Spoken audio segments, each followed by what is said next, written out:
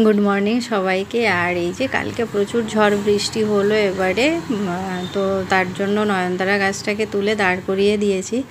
গাছটায় এত ফুল ফোটে না, গাছটাকে কাটতেও মায়া লাগে, আর এত ভারী হয়ে গেছে। আর ওই যে রাস্তার দিকে একটা পাখি দেখি ঘুরে ঘুরে বেড়াচ্ছে। আর তো এই যে গাছের যে করুণ অবস্থা, মানে পুরো গোড়া থেকে তুলে দিয়েছে গাছটাকে, আর এত খারাপ লাগছিল।